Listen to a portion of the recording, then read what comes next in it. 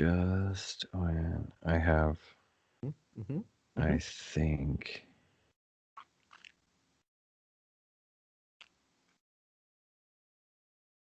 I don't really want to. Oh, son of a gun. Uh-oh. I just want a quote from, like, I am torn right now between, Mm. um,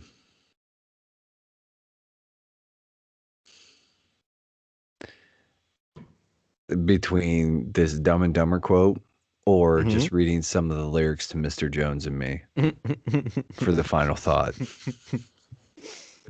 So we'll see where I'm at the end of At that point. at the end of all of this. Mm-hmm. So, Makes sense. All right. but ready to I go guess when you are, man. then here we go. Let's do it.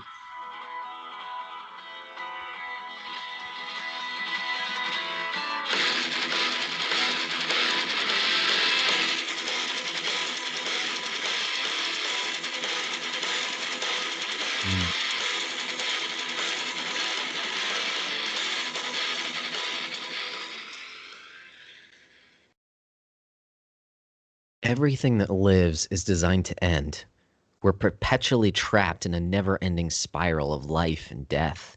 Is this a curse or some kind of punishment? I often think about the being who blessed us with this cryptic puzzle, and when, darn it, I messed it up, and wonder if we'll ever get the chance to kill him.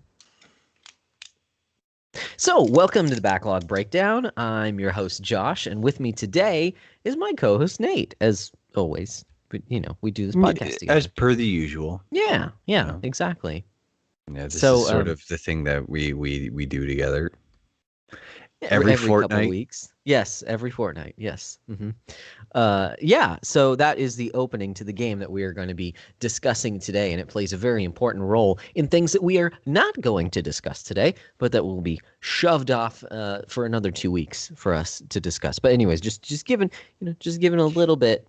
Much like the subject matter of tonight's show, it will Mhm. all make sense the more you sort of experience it. That's right. That's right. The longer you listen, all the obscured bits and pieces might actually come together at some point.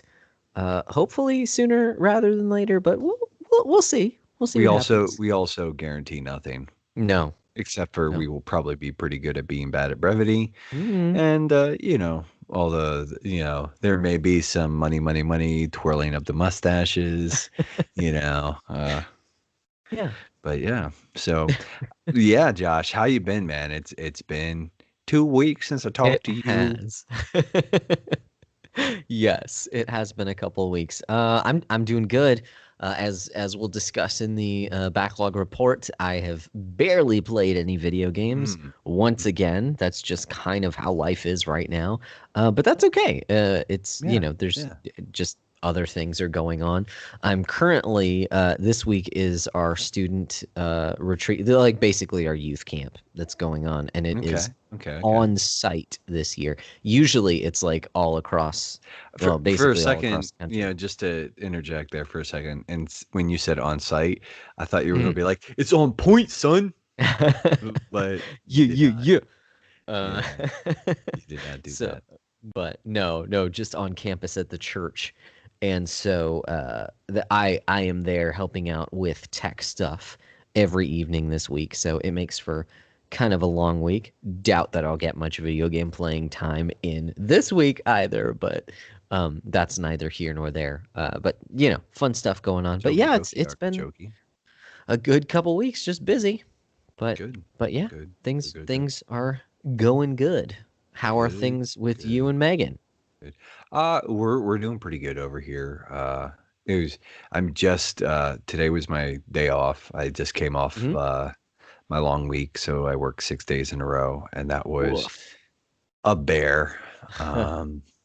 Yeah, there's a you know some cool stuff sort of cooking.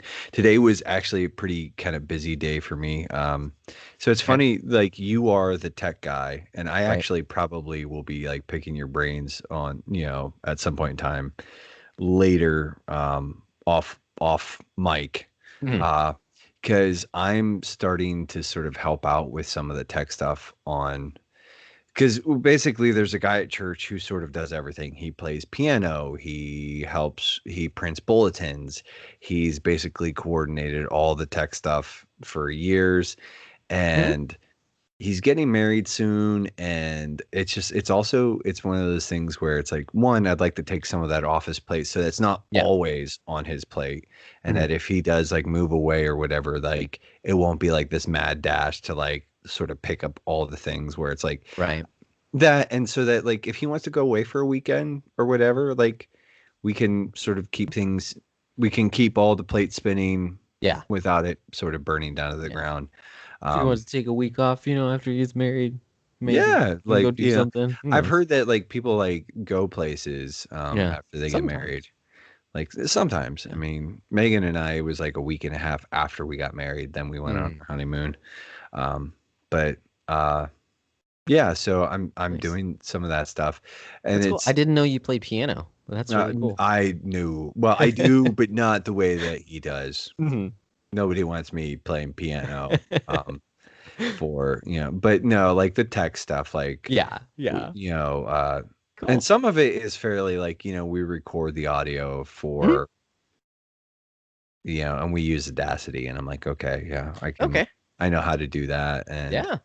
and I do that fairly often. I, Not gonna toot my own horn, but I'm a you I'm know, a bit of a I hit record and then I hit stop and then I I know how to export. export audio from Yeah, Audacity. I could do that. Yeah. No, but we started using some video software as well. Oh, Um, okay. Okay. so I'm kind of, and it's a much smaller sort of setup Yeah. than a lot, but it's also there's like a ton of stuff in there where I'm like, I look at it sometimes. I'm like, okay. Yeah. Anyways, but yeah, today was kind of a busy day. Was coordinating some stuff for church and sort of getting some stuff together for like just some paperwork for our Sunday school and nursery volunteers. Um, I actually went and got fingerprinted today and turned in some other clearances to the YMCA. I'm gonna start. I was sharing with you earlier. I'm gonna start well later today at the time when we're recording it for me. Hmm. I like this afternoon after work I'll be heading down to the Y, and they're starting up a chess club, and so I'll be Nice. teaching kids, Teach them some hopefully. scrubs. Well, the thing is, like, it's gonna also be one of those things where I'm gonna look at these kids and say, like, listen, at some point in time, if you stick with this, you'll probably be able to beat me. Hmm. Like, it's There you go. I'm Ultimate challenge. like, and if you do that, I'd say, first kid to beat me, I we get a pizza party or something dumb. I don't know. It's like 3 weeks later, we'll have a pizza party. Because no, but so I'm doing that. I was running around. There's an older gentleman who lives on the route. And I do some stuff for him, just to sort of help him out. And so Yeah. I was over there for a little bit. Caught then at one point in time, I ran out to visit a buddy of mine who just moved back into town. So I was a busy boy today, Nice. running around that, Nice. and yeah, getting mad at MTG Arena, because the RNG is Mhm. garbage. It's hot, stinky garbage. Um, Nice. I was trying to think of a way to say that with a G at the end, and because you said that MTG, the RNG and MTG is no, I can't think of anything. Garbagey. Garp, but yeah, no, it doesn't work. No, it's. Swing and a It miss. is garbage Hmm. hyphen Y, so it's garbage E. Yeah. Hmm. But yeah, the RNG is garbagey. Yeah. MTG's RNG is garbagey. It's got a little bit of a like a swing, a little bit of a ring. But Yeah. yeah, things have been pretty good. We're sort of Sweet. Megan. I don't know if she started 40 hours a week at a summer camp working in the Oh kitchen. wow. And she doesn't get paid a lot, but she brings home a lot of food. Like Ooh, she brought home a whole stromboli today, and it's massive. Like, nice. and of course, like I didn't see she put it in the oven, and she told me she put it in the oven, and I promptly forgot about it. So I came home and I was looking for. I was like, I know we have over stromboli somewhere, and I was like, I saw a bag full of it, and I was like, okay, well here's some pieces. I'll just heat these up.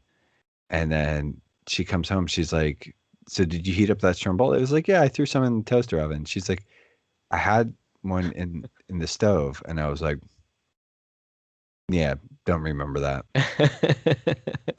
So, Nice. um, Nice. Well, more but for later, right? yeah, yeah, it just means I'll be eating stromboli tomorrow for lunch or something. Mm. Mm. So, yeah, Nice. yeah. That sounds Nate, awesome. Nate's down. Like, so it's like it's one of those things where, yeah, she's not making a ton of money, but I'm pretty sure like we're gonna like substantially say like we're gonna save a bunch of money on Yeah, like food. just food, Uh, yeah.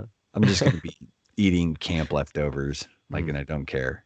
But yeah, yeah. So things have been pretty good over here. But we've already sort of you talked about not having a lot to sort of report on as far as you Uh-huh. didn't play too many games, and so and I've pretty much been playing nothing but MTG Arena. So Oh, dang. let's just hop into this backlog All report. right, And let's sort let of me get just out get my it report over done. here.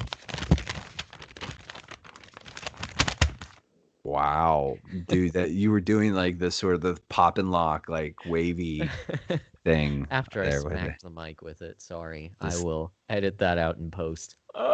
edit that Um, out and post.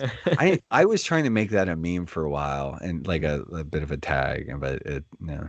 Let's it didn't let's just work out. edit that out and post I too. did edit things in post, in I post I 2 weeks ago. That was fun. yes, yeah, It took too that long, but was it was fun.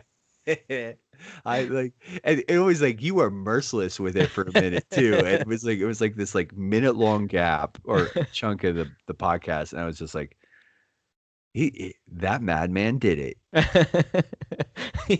That son of a gun did it. Um, You crazy son of a you did it. you crazy. Um Wow, man. anyways, Jeff Goldblum. Great. Great. We watched the Prince of Egypt last night as a family. We just had a movie night after dinner, Mhm. and he plays Aaron, and that's just so funny. I mean, I love that movie, and it has a fantastic cast, but yeah, I like had forgotten about it. But it's just funny to see Jeff Goldblum's voice come out of this cartoon character. Jeff Anyways, Goldblum he's an interesting cat yes, that that is a it's very good way of putting it. because like Did you he's know that he plays jazz? He plays does not piano. surprise me. Exactly. Exactly. It's like, yeah, No of surprises. freaking course he does. He hangs out at jazz clubs and plays the stand-up piano. Like, yeah, of course. Yeah. Yeah. I One of those mean, things. and he's like, it's one of those things like I have yet to see him in a movie where I'm not sort of entertained by his performance. I'm Hmm. not even like I'm not willing to say, oh, like no, it's really good. But Yeah. I'm saying like it was Yeah. definitely entertaining. I don't know. I don't know how much he's actually acting. You know? I don't know if he Yeah. it's sort of like Bill Murray. It's Mhm. like, does he actually act? I No. think he just He he just like comes in walks on set and says and stuff. he's just like, Like yeah, he it's just like reads a script, but this it's not is really Bill acting. Murray reading the script and like all of like the yeah, I mean, it does not make Bill Murray any less of a national treasure, but Yeah, yeah, yeah. I It's just funny to recognize like it's not his prowess in how he can convey these. No, like he's the same. Like I no, don't know how it's much of the it is a same dude every character, but time. like him, It's yeah, yeah. that's Like I Jeff Goldblum. imagine that is That's just Bill him. Murray. Yeah, Yeah, yeah, that's Val Kilmer. I yeah. mean, it's like Mad Mardigan. uh, Any oh so boy. Oh just boy. because we have so little to actually to report on, I now mean, we're just talking about different actors. No, I've but I've got some stuff, so but just not nice, a ton. nice. Well, then I can go ahead and blaze through this stuff. Because really, well, actually, okay. So the only new thing that I've played is that I wanted to try playing a game with my wife again because we haven't done that in a really long time. I think the last time we tried was Overcooked. We got to the very end of that game, but never beat the last level. And then you were Um, like, nah, dog. no, it's just it's like it's one of those multi-form bosses. And so Mm-mm. like we tried really hard and we got past the first form and we're like, "Oh, shoot, there's more." Okay. And so we got good. We beat the second form and then it was like, "Holy crap, there's more." Like, "No, we can't beat this in the time." Like, "What? No." So, let me just put it down because it was frustrating. And we don't like getting frustrated together. It's just not my idea of good. Dude, when game like I experience that on the Mhm. regular, but when Eh, games start to frustrate you, it's time to just Yeah. like Well, and when it's with multiple people too, and it's like, how do I play more video games than my wife. yeah, yeah, yeah. So obviously I'm just naturally going to be better at them Mhm. than she is. And like through most of that game, like, yeah, okay, but you could kind of make do. But that last level like requires you to be very, very good. And so it's just like it's not unless we sit here and like bang our heads against the wall for a long time and until we both get better at it, like it's not going to happen, and i It's can't not. i can't be frustrated with her. She doesn't enjoy video games like I do.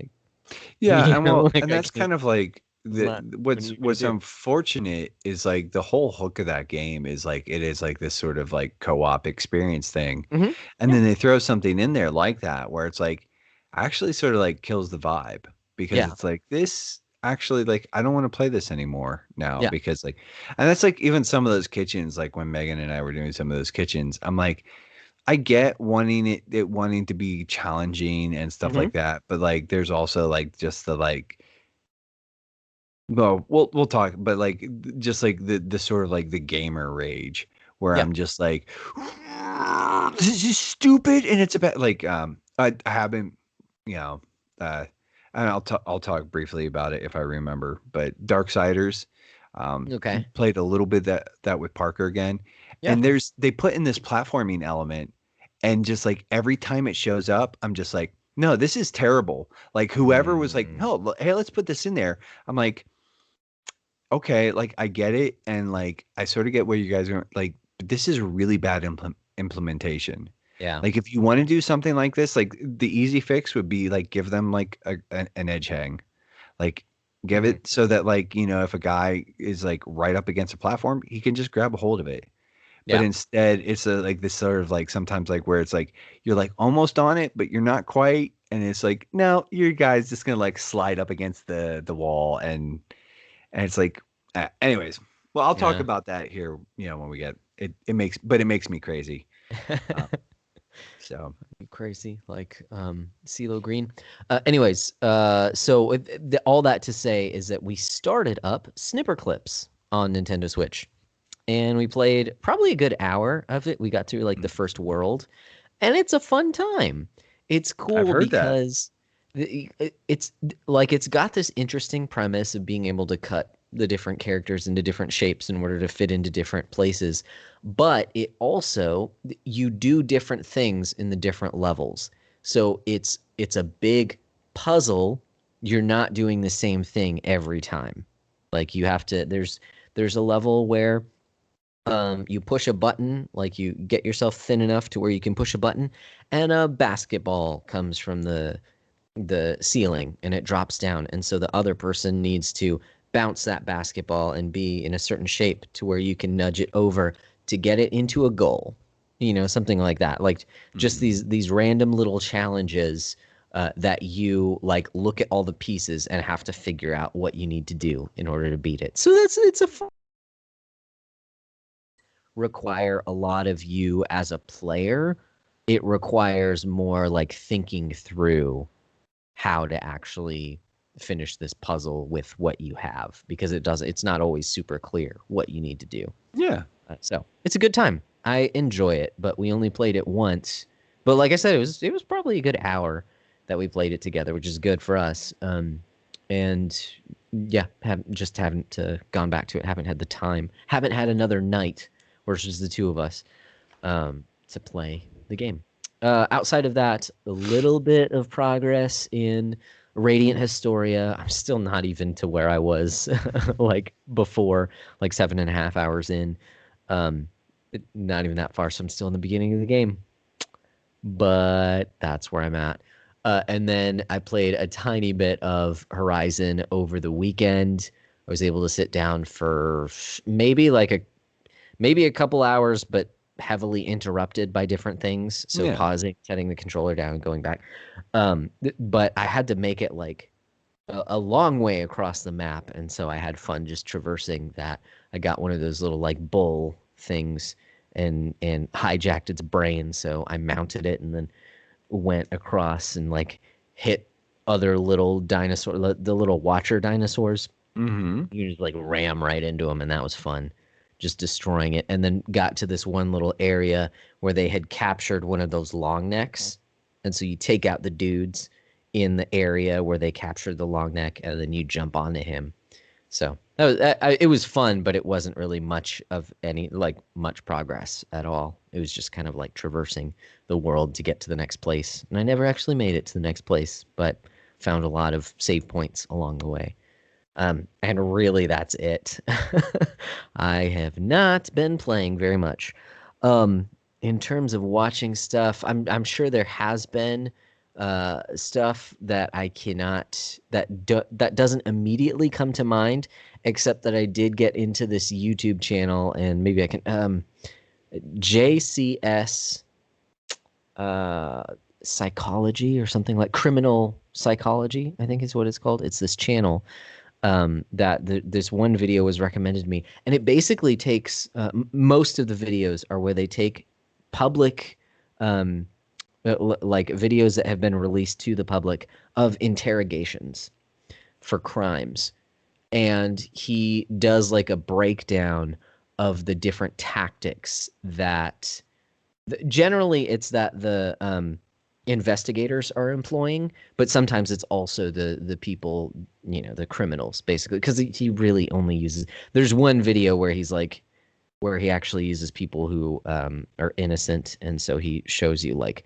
this is how a normal person, like someone who's innocent, would actually react to this compared to someone who actually committed this crime. But most of the time it's from actual criminals, and so like because it's released to the public years in advance, these are like old cases that have been tried already. And yeah, it's just interesting. I fell down the rabbit hole is basically all I'm trying to say, of like watching these videos on criminal psychology, but also interrogation tactics, and then some true crime stuff.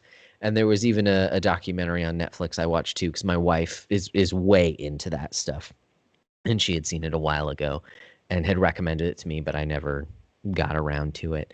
But over the course of a weekend, a couple weeks ago, I like binged all these videos and stuff, and so I was really into that for a weekend. So that was cool.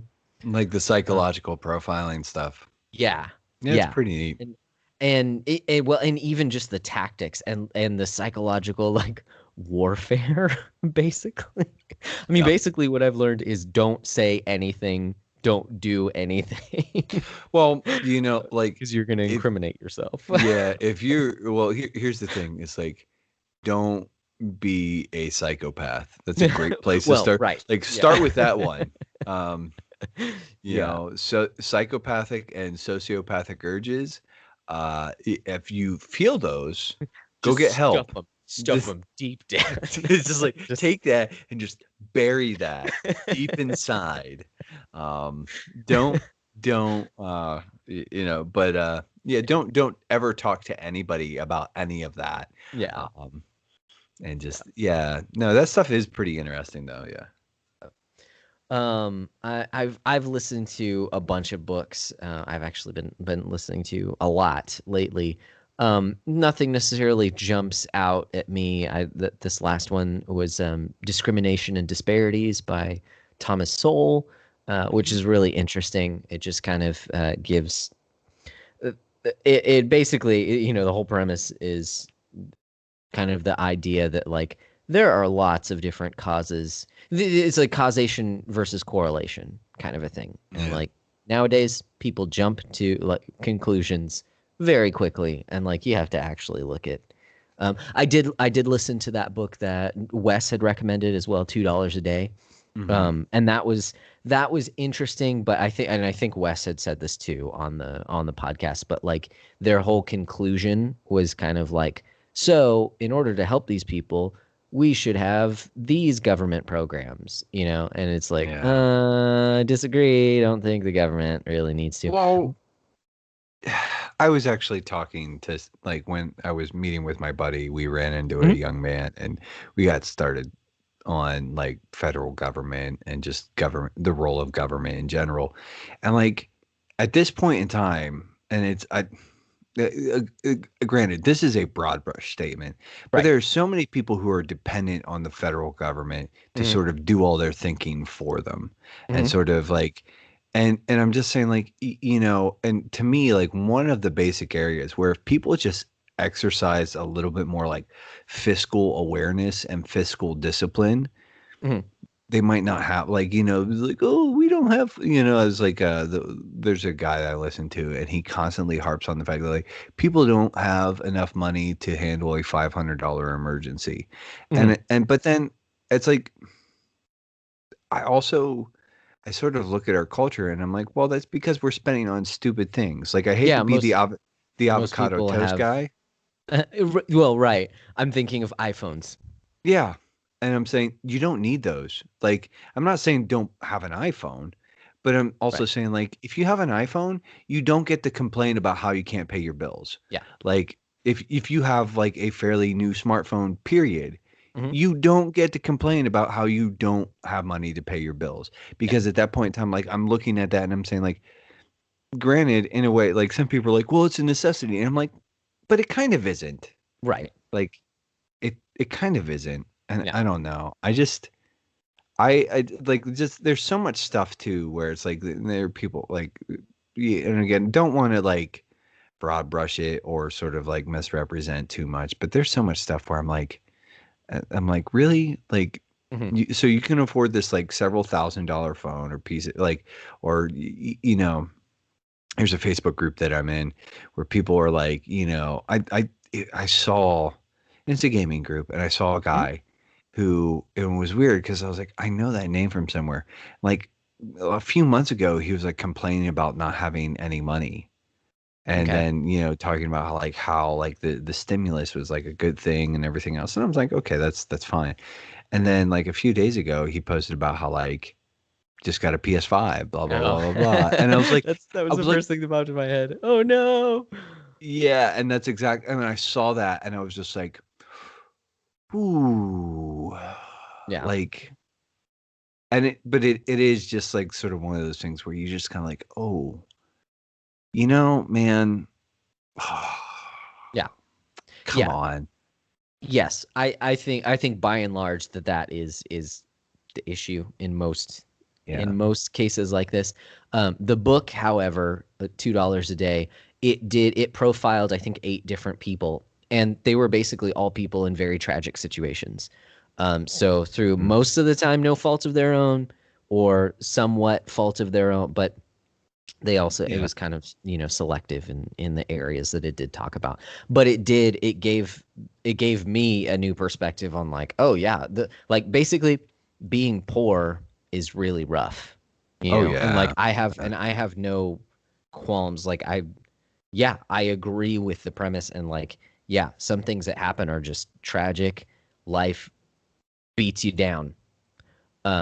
But I have a different solution rather than making bigger government, So outside of yeah, the conclusion, I mean, it was an interesting read for sure. And he had compared it with like, because I brought up Hillbilly really Elegy, elegy, and he talked about that. And it is along those same lines, just in different contexts and different profiles of different people that that are suffering because of sometimes no fault of their own, or just the way yeah, life is just really tough. yeah, And so yeah, it's like it's heartbreaking. um But yeah, the solutions are hmm. It's difficult because like if you take these individual cases, well then are you saying like that's how most of these people are? Well, And then how do you I fix think it? It's just when it comes because to all of because that, people there's not a broad brush solution. Like a exactly. lot of that stuff requires like individual sort of like examinations Yeah. and approaches. Yeah. Like so there's some stuff where it's like I mean, I remain convinced that most people who suffer from like poverty, Hmm. like if you were to sit down and say like look at all their financial stuff, like it would you could suss it out real quick and say Hmm. here's where you're overspending. This is Yeah. like these are the areas that you need to like cut back. You cut back on X, Y, and Z, and you'll start to see a surplus. Hmm. But Yeah. Yeah, I think by and large, because even when you go down the road of saying like certain programs are going to be able to, just target these specific people, it's like no, every program is going to be. Oh, I just had the word and it just popped out of my brain, but it's going to be taken advantage of by people who don't need it. Does that make mhm, sense? yeah, So yeah, it's complex in such a way that like there's not a I simple mean, fix. honestly, I think if the federal government wanted to do something to help some of that stuff, like start like a free financial counseling program Yeah. where like Yeah. like civil servants, like social workers, like you could sit down with social workers who are trained to like in finance and budgeting and can sort of like sit down and and again, I don't even think that's really a great solution, but I'm Hmm. saying, Right. at that point in time, like it can be on an individual level Hmm. where like somebody can sit down, they can look at your paperwork, they can look at your bank statements and stuff with you and say, okay, like, well here, and they can provide maybe some like tailored I mean, but that requires an immense amount. Anyways, there's a whole bunch of stuff like that's not a great solution either. I'm just Yeah. saying like sometimes I think it's better than that. Just let's throw a bunch of money at it because there's a bunch of people who throwing money at is not going to fix their problems. Yeah.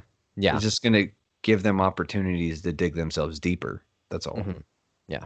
Yeah. So, And as someone who has lived in a big city his entire life, like I didn't realize and I mean like we have poor parts of town. Like don't I grew up somewhat poor. Not like not in poverty. I don't mean to say that. But, just like the lower end of I don't know, like yeah. middle class. But so anyways, just to hear these stories was like, man, yeah, it's some people just have it really rough. So anyways, I guess that's all. I guess that's all I have to report on. The only other thing actually, because of the time warp of this episode, have not recorded it yet, but most of you guys listening have probably already heard it. Planning on doing a bite-sized on Rurouni Kenshin because I just finished that up today. And if you haven't already heard, it is absolutely fantastic. I love it. Probably my favorite manga. Boom. Hmm. Makes me want to watch the anime. Mm, So, because I me hate too. reading. So how you doing in Anna K?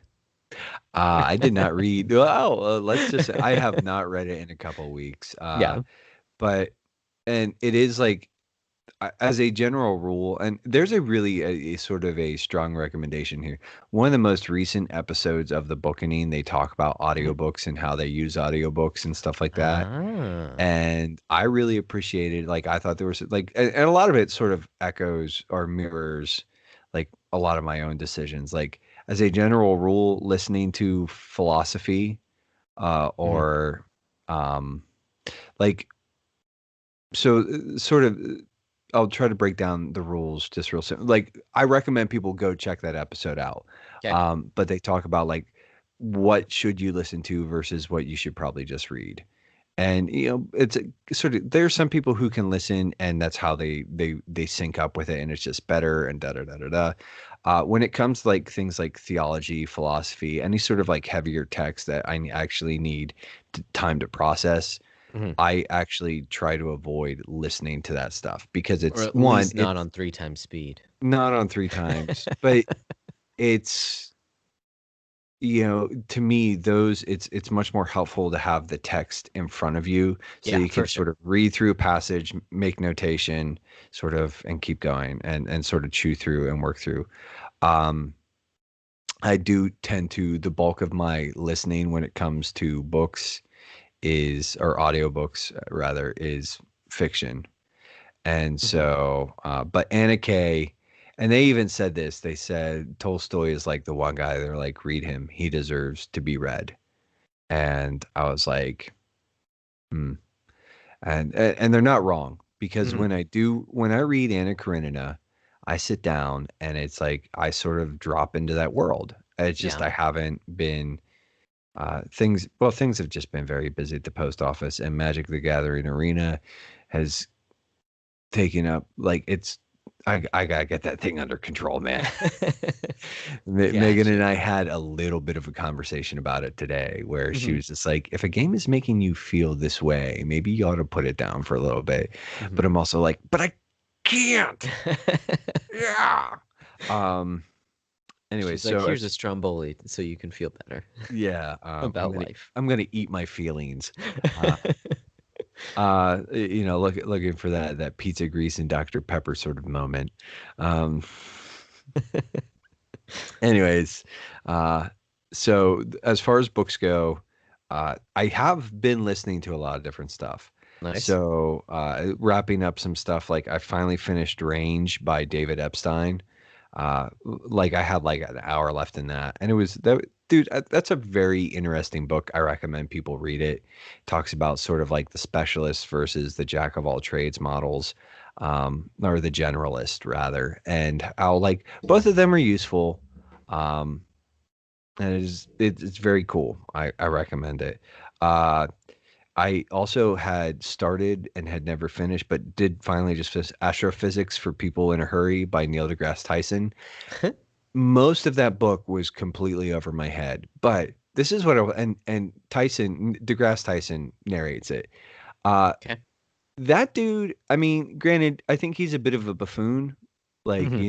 like he's like one of those guys that's like, oh, science answers everything. He's like, Yeah. but he does it in a very, like, very rich kind of he's sort of almost poetic, kind of like he's got a very pleasant voice. And he's Nice. got a very, but it's the book is fun. And I don't, it's not one of those. It's like one of those things. Like the bits, there were parts that I sort of understood and parts I didn't understand. But I think it's worthwhile. Like it's like one of those books that like I think like it's good to just sort of get out of your wheelhouse and just sort of listen to and think about something that's just like not there. Like Gotcha. not Does it not. tackle flat Earth at all? Uh, I think he would just laugh at that. Yeah. you know Fair enough. like he's like there's a whole bunch of math and then there's some pictures that would very strongly disagree with like all of your sort of, Mhm. and he like I mean Photoshop like is a great tool, Nate. Photoshop, yeah, but he's just an interesting dude, and it's funny after listening to it, it's like how is a man this smart and this brilliant, like just it just goes to show you, like I mean, Neil deGrasse Tyson is way smarter than I like than anybody I know, Hmm. but he just rejects the truth of the gospel. He Right. rejects the truth of scripture, and he's sort of blinded by his own. He's like, well, I have it all figured out or mostly figured out, and it's like, oh, but dude, you're missing like the important like it's this. I have a buddy, a high school friend who he's an avowed atheist. He was a biochemist. He is a biochemist, and it's just like they have all these hows. Like they understand mechanically how things work on a level that I just foundationally do not. But I Hmm. looked at him one time and I said, and this is the question that science will never answer: why? Like, why? Why do these things matter? And Hmm. and it's in a lot of ways it's the question that the presuppositionalists pose, like Hmm. this whole according to what standard, or like why do these things, like what does it matter, like Hmm. Like if we're just, meat bags and it's all just zeros and ones and this is just chemistry and biology sort of doing its thing and this is the laws of thermodynamics working themselves out and that's it, then none of this matters. The Holocaust has no moral weight. Abortion has no moral weight. Murder has no moral weight. We can rape, kill, pillage, destroy, and it means nothing because there's no moral significance, unless you're a human existentialist, and even then it doesn't. You just have a veneer. And but Hmm. speaking of our existential Heyo. humanism, we will be touching on that here later on. That's a remember that phrase, kiddos. Um, anyways, just it's a really kind of neat read. Hmm. DeGrasse Tyson is very smart. And at some point in time, maybe a few years down the road, I'll dig it back up and listen to it again because the way he talks about physics, man, it's almost like, dude, that's super cool, man. Hmm. Like when I'm Hmm. listening to him talk about like how radio waves work and all this stuff, Okay. I'm like, Uh, what? but they heat my food. Those are my Like noises. I'm just kind of going, like a insert Tim Allen sound, kind Dun dun dun. of, Uh? uh, yeah, that weird. Yeah, we're just the best radio ever. Yes. Anyways, moving on. I have also I finished up The White Rose by Glenn Cook. That's that Black Company series books. Hmm. I also started The Silver Spike, which is technically, I think, like book 3.5. It's it's not in the published order. It doesn't happen next. It actually was published later on, but it actually covers it's an in-between story that like sort of bridges. It happens simultaneously with the next book. And so I was sort of looking around. I was like, what should I listen to next in the series? And it's like, well, technically, um, the other shadow something or is like they're like that's the next one, but you should probably listen to this one. This is like the fandom's preferred order kind of Yeah. thing.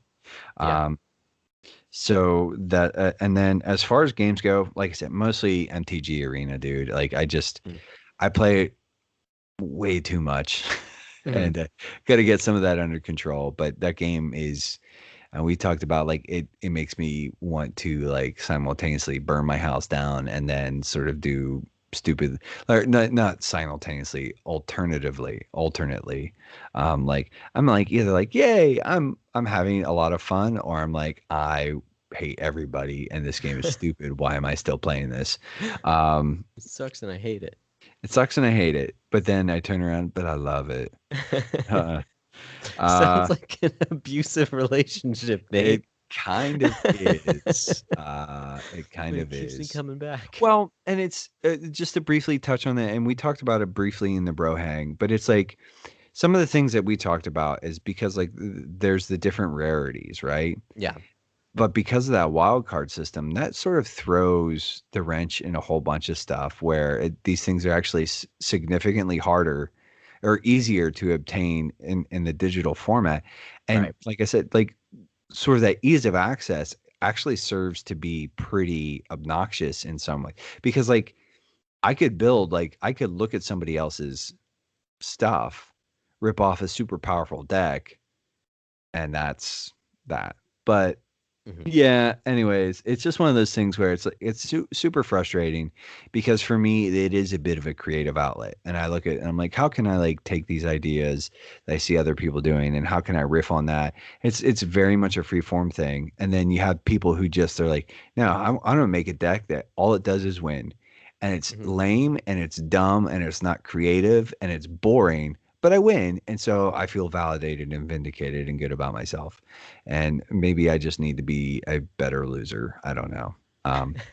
But it just like to me, I'm like it's like one of those. It's like those would not be satisfying victories in my Yeah. opinion.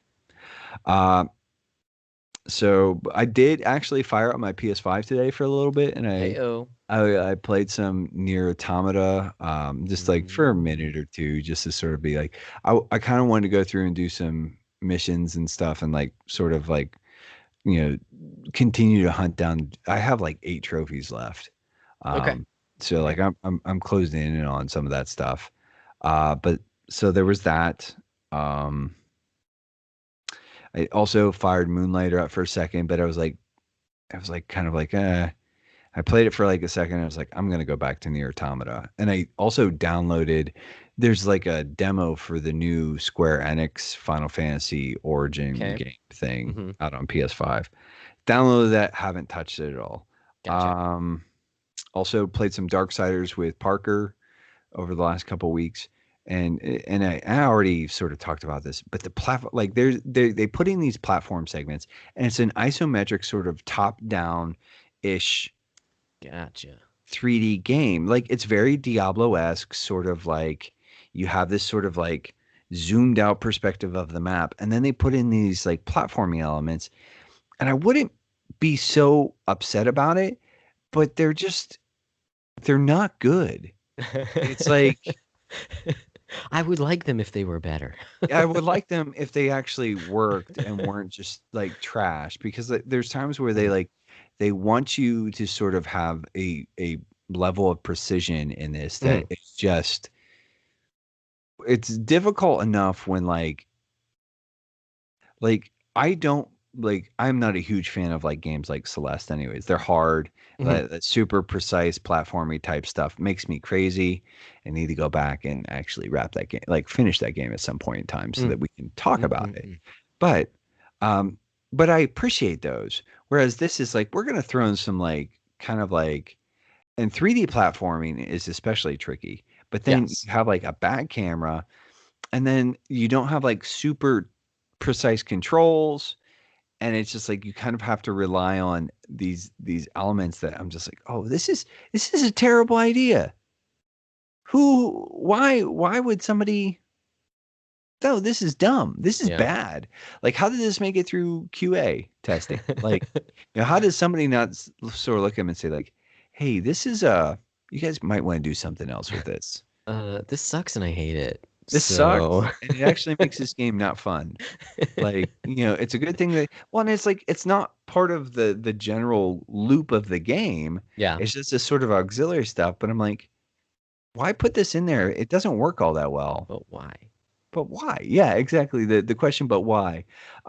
Anyways, so also just this is not really backlog report related, but it kind of is. We recently did a thing in the Discord uh, for our video game book club. I will figure out at what point in time we need to sort of have that hangout session in Discord. Just for anybody listening, if you're staying sort of current and you haven't, oh, we have pretty much moved all of the event stuff over to the Discord. It's just the book club on Facebook doesn't get nearly sort of the traction or the interactivity.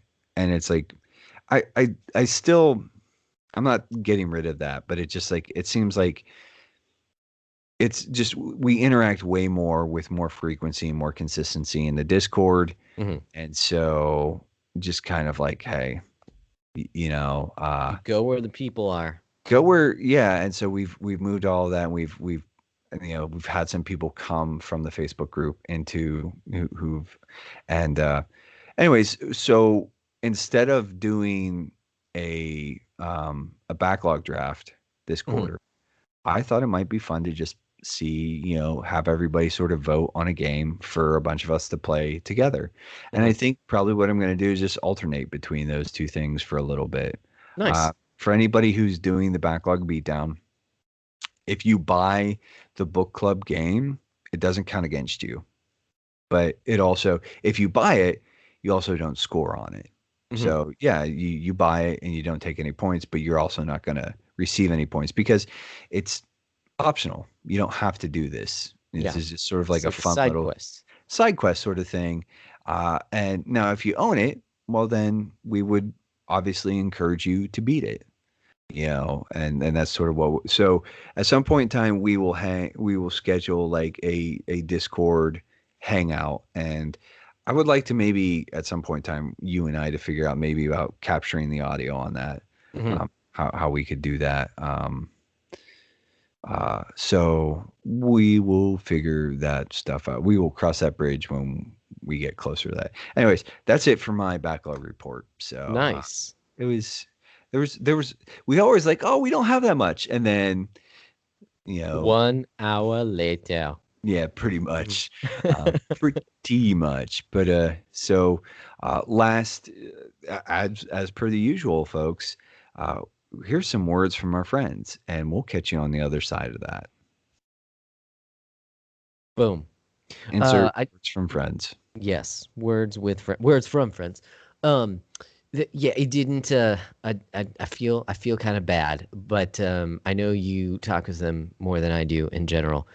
But Eric's game for this year was Control, wasn't it? Yeah. Yeah. So So we'll have him on for the review episode, but I okay, for the thought full I one, this will just be a like hangout thing. Okay. for Okay. Cool. so Eric, if you're listening to this, we will schedule that for An episode.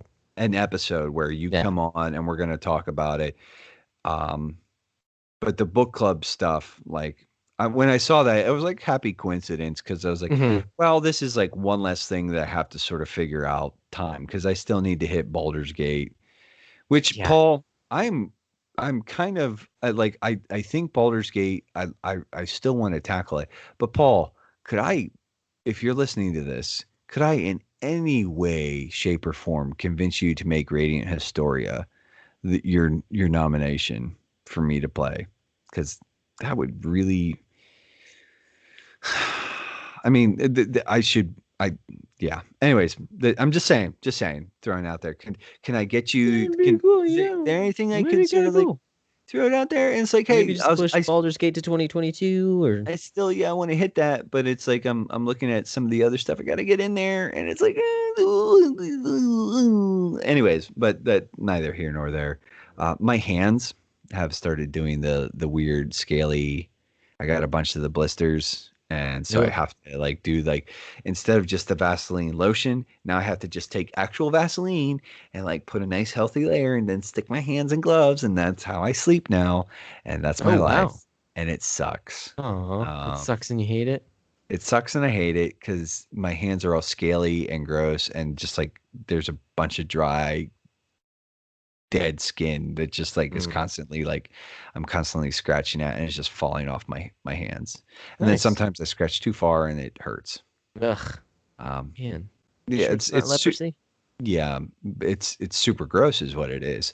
Um, anyways, so I that's got the the dead hands. I, g- I got the lepers. It probably actually was like my hands probably the way they are now would have been considered some sort of leprosy. I'm pretty Hmm. sure. Like I would have been a leper, and it's all because my hands are gross.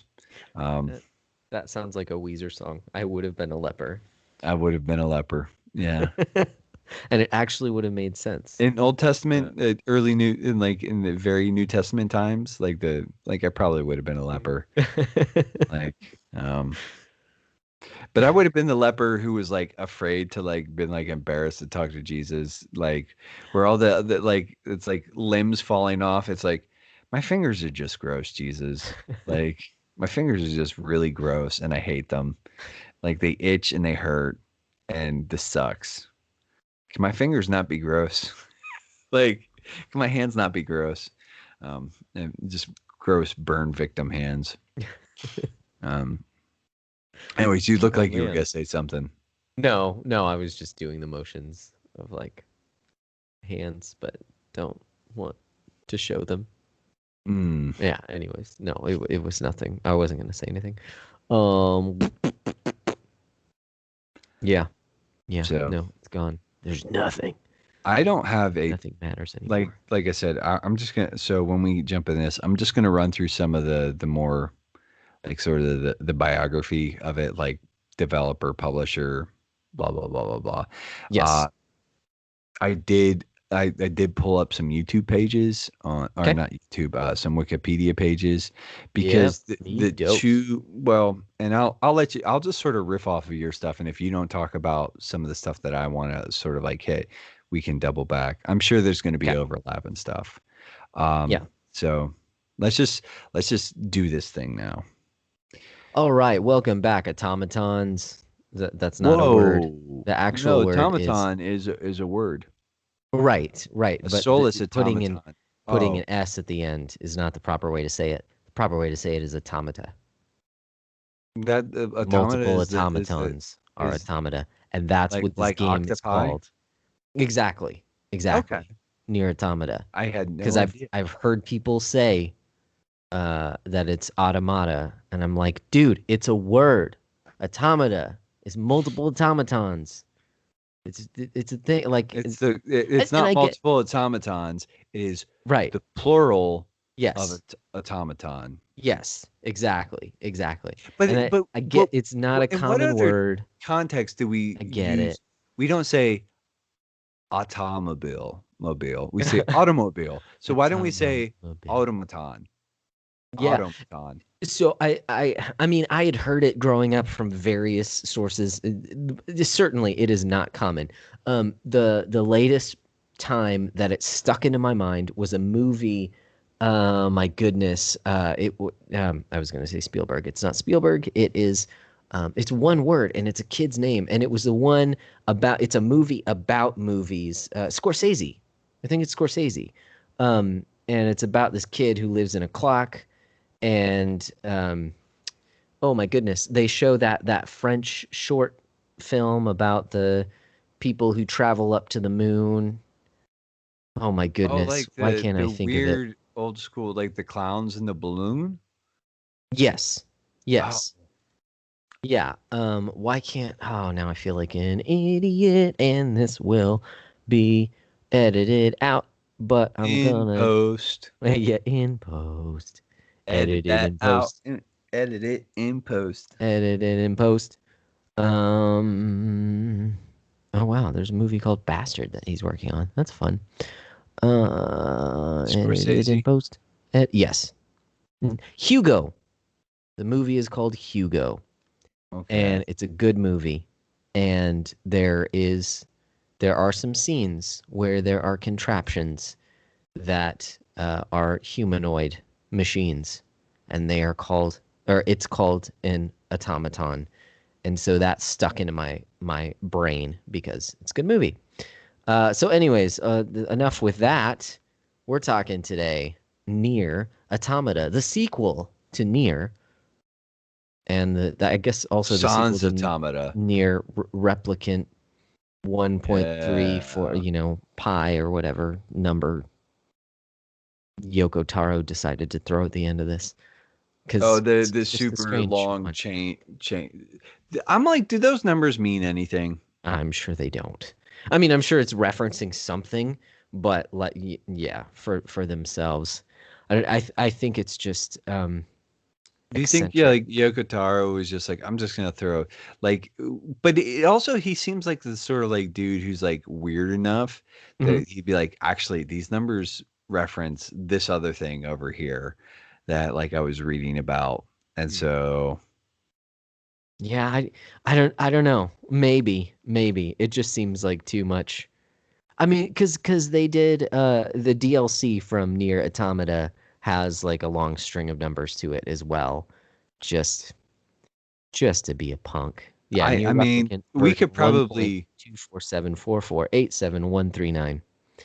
we could probably easily like solve this by Googling it, but I'm not going to do that because it's not relevant. It's not relevant to the immediate conversation. It's a Only there rabbit was hole. a connected series of tubes that we could ask and see.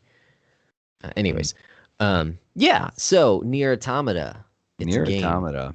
and you have the Yeah, stats on it. I What kind have of stats we looking at for this guy? the biography on this feller or Hmm. this gal, depending on how you gender your games, or it's They're technically an they're A. automata. They don't have gender. Doesn't matter.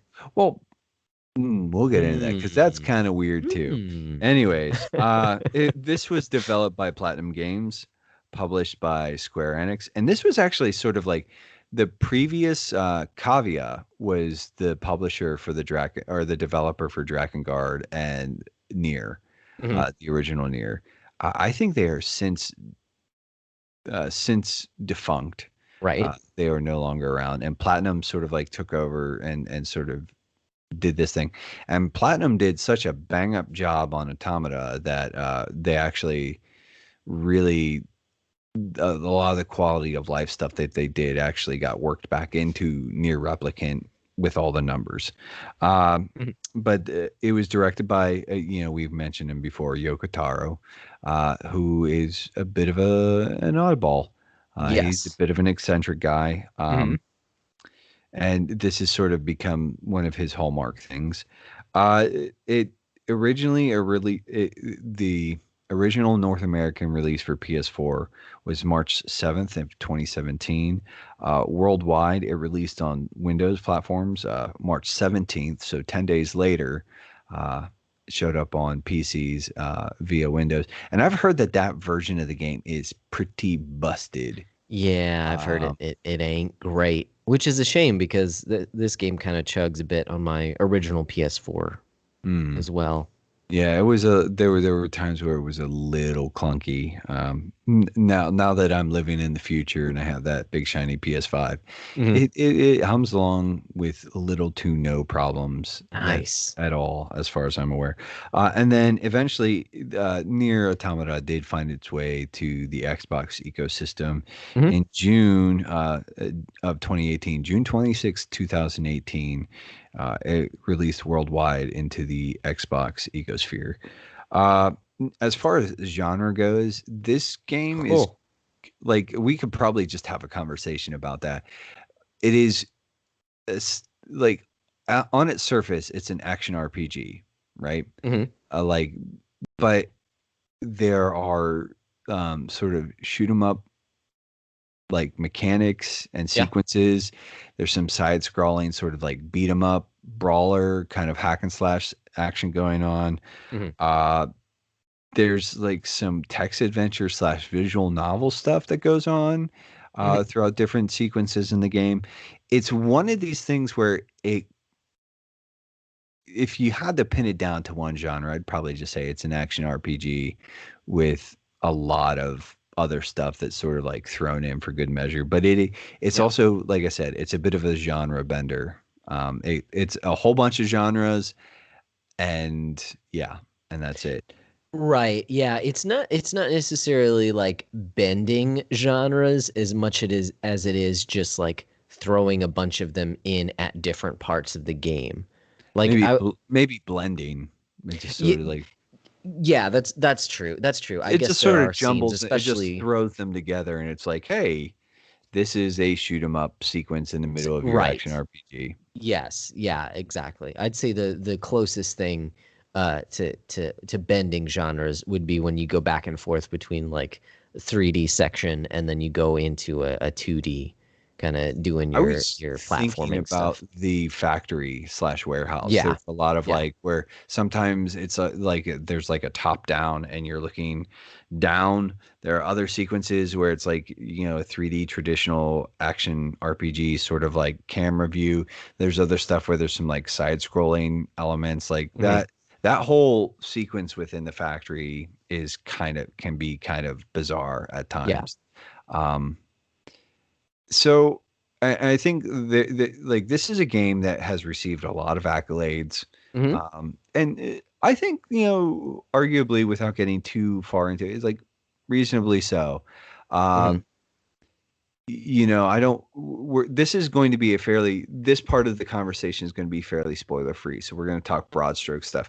But I think one of the interesting bits, like, and just sort of get this out of the way, is that this game, to really experience all of the narrative, you have to play through it at least 5 times, 4 times, Well, four or play five through it. ish You time. need to But get 5 endings. 5 different endings. Yeah, but like this also has a bunch of like joke endings where it's like Right, yeah. you eat this thing, or you walk into this right, like the game prompts you to do X and you do Y.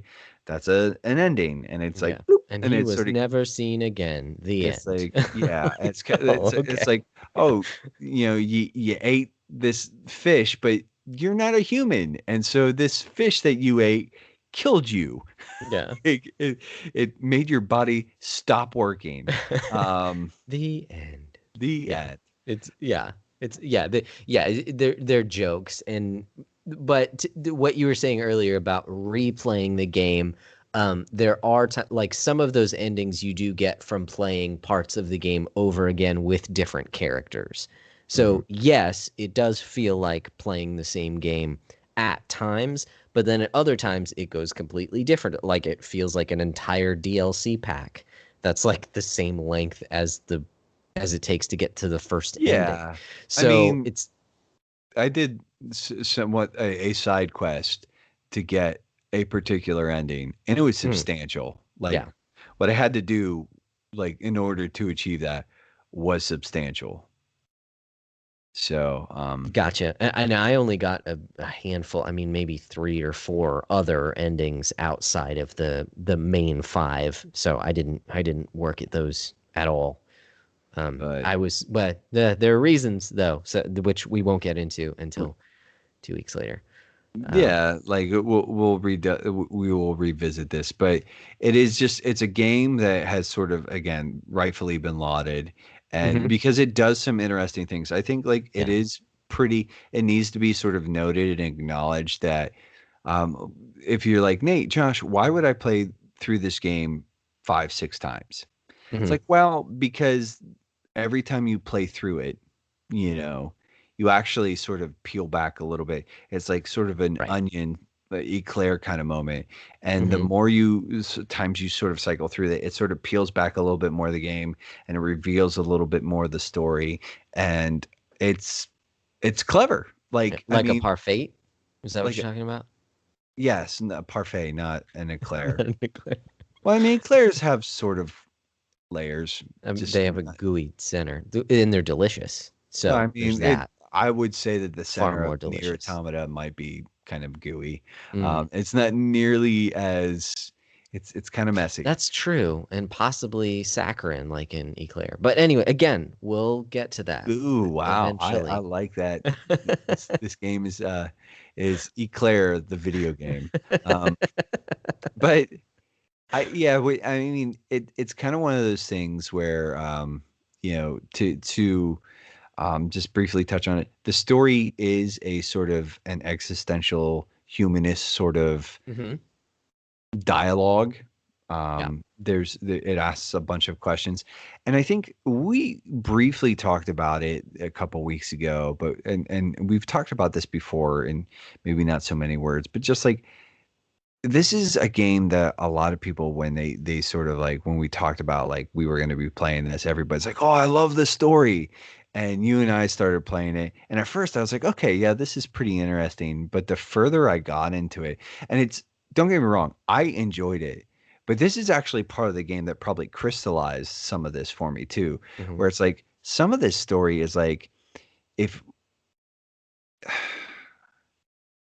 a lot of times when we have stories in video games, like what might be a merely sort of subpar story or okay story, mediocre story, right? Hmm. In a different format is because it's in a video game, it is, it's becomes it sort of just gets bumped up. Like so if it's like, It's more experiential. Yeah. yeah, but You're playing a part in it. this game and I've sort of waffled back and forth and it's like there are parts of this game where I'm like it feels a little you know it's video game story good Hmm. versus but there are other parts where I'm like there's some like legitimately good bones in here and I think and I think this is going to be one of those games that depending on the day you catch me, you're going to get one of two answers about how I feel about the narrative and the story of this. It's either like top five, and it's arguably one of the best stories in video games told, Hmm. because it does sort of do this thing where it is sort of like there's a mechanical sort of aspect to it. There's the sort of the interactive aspect to it, where it's like I think the way that this game controls and plays and sort of the mechanics and the different sort of like that element is just as important as the actual story, that just the straight narrative. Hmm. Like and it Yeah. and it and like I think there's something like in there, but it's also there are times when it's like, dude, like, and I'm gonna sort of like part of the reason like and like The Fountainhead and Atlas Shrugged, and everybody rants about these. It's like these are those books are okay, right? Like they like she was a I'm gonna say competent writer. She wasn't like she was you know she was no Bard. She was no Bill Right. Shakespeare, Yeah. Yeah. but she was pretty good. But the reason that people really like those books is because of the philosophical argument. Right. And it's like in a way this is very kind of Randian. Now it's a completely different sort of philosophical sort of perspective Hmm. and argument, but it is kind of like the same thing. This is up there with L'étranger by Sartre. It's The Stranger by Jean-Paul Sartre. It's kind of like it's an interesting story, but the story isn't the part that's really all that important. The story Hmm. is just a set piece that's meant to sort of like examine the arguments posited. Does that? Right. And so like I'm kind of mixed minds because it is a fairly compelling narrative hook, but it's also kind of like it's not. This is no Shadow of the Colossus, baby. Well, yeah, I mean, especially when you talk about kind of like the difference or the separation of mechanics and the overall story, and even yeah, like there's story as narrative, and then there's story as underlying themes. So yeah, I mean, we can pull those apart, which again we'll push that off until 2 weeks because that's going to be that's a whole can of worms. Um, but when you look at just the mechanics in and of themselves, they're I had fun with it, but I also recognized how repetitive it was. Yeah, yeah, yeah, yeah. It certainly gives you a lot of different options to do things, but you can easily fall into your niche and do that same thing pretty much throughout the entire game if you want I to. once I sort of found particular chipsets that I liked Hmm. that sort of catered to because there's a lot of like different customizable stuff like that. Like, the different ways you can Yeah. customize the pods, the different way, like the different weapon Hmm. loadouts and stuff like that. And then just even sort of like the chips. So mechanically, just basically sort of an overview here, guys, is like this is an action RPG. There are levels. You do have some sort of like base stats, like attack, Hmm. defense, kind of stuff like that. But then there's a surprisingly flexible system that exists within that. And Hmm. there are these different chips that you can expand the number of chips that you can equip, or like these slots basically. And Yeah. some chips will have a value of 1 and some will have like a value of 8, and you might have 24 slots that you can sort of use up. And so it's balancing that. But these things will do sometimes it's like you heal for every hit or you heal for every kill, or Hmm. you auto regen, or when you attack, it shoots out a shockwave that does a certain percent of damage. You Yeah. move quicker. There's all sorts of stuff that you can sort of like swap these chips in and If out. you dodge, then you know It you get slows different things. So time yeah. or it does whatever. And it's like you dodge back farther. And there's all sorts of stuff that you can sort of do with Hmm. that actually makes it a very customizable sort of like, so you can play with different sort of like combat builds or loadouts. Right. Um, in addition, but so like the actual leveling doesn't mean all that much. It's Yeah. not completely unimportant either, Hmm. but Yeah. Yeah. You can go grind if you want to. But and even just to for anyone who hasn't played it, when we say action RPG, it actually has a pretty standard like Platinum Games feel to it. Like it actually feels more like one of those stylish action games that Platinum Games are known for. You know, something like like Bayonetta. Bayonetta. Yep.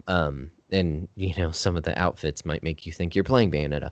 Mm. But you know, kind of that Yeah, similar. What was yeah, that? they are not afraid to get a little pervy.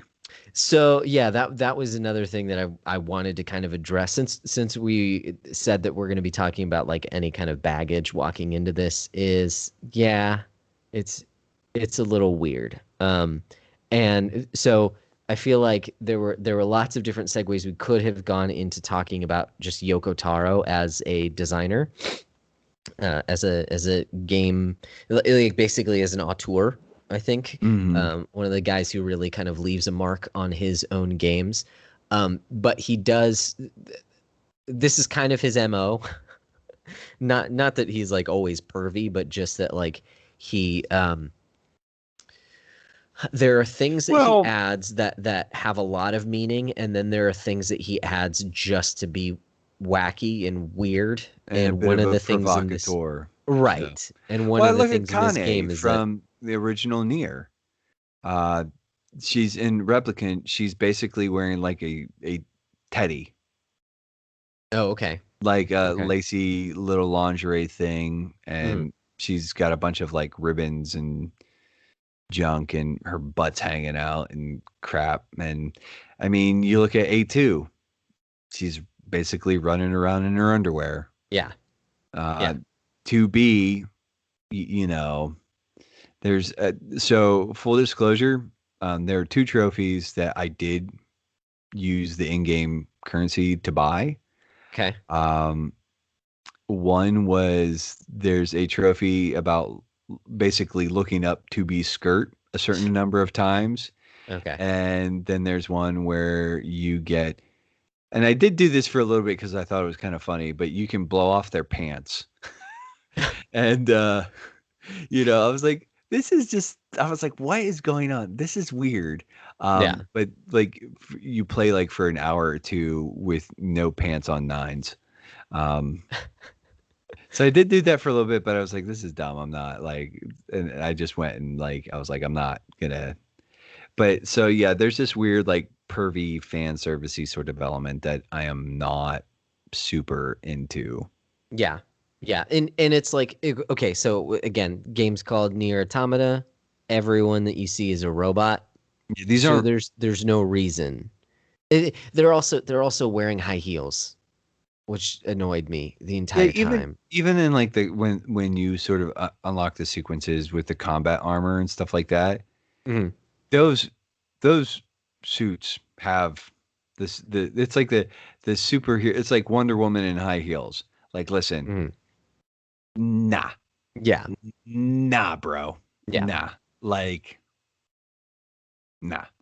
Right, right. And there's the perspective that you could say, "Oh, well, it doesn't, it's like just on the line with some of the things, 2B isn't that bad unless you pan the camera around, whatever."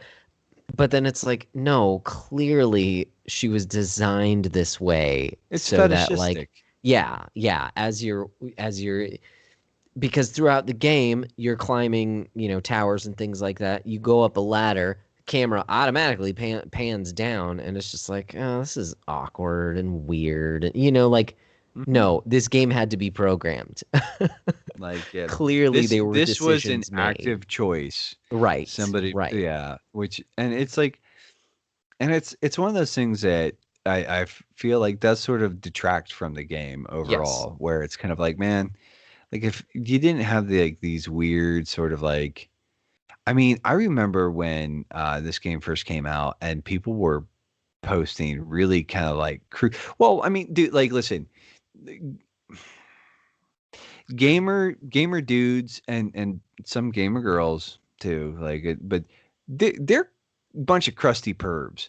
I Yeah. look at like the whole Lady Dimitrescu stuff Hmm. from Resident Evil 8, and Yeah. it's like where they're like, I want her to step on me, and I'm like, listen, you freaking perv, like Yeah. that's enough, like you're done, like we're done with this crap, and I don't appreciate it. Yeah. um Yeah. so Female Bowser. Anyone?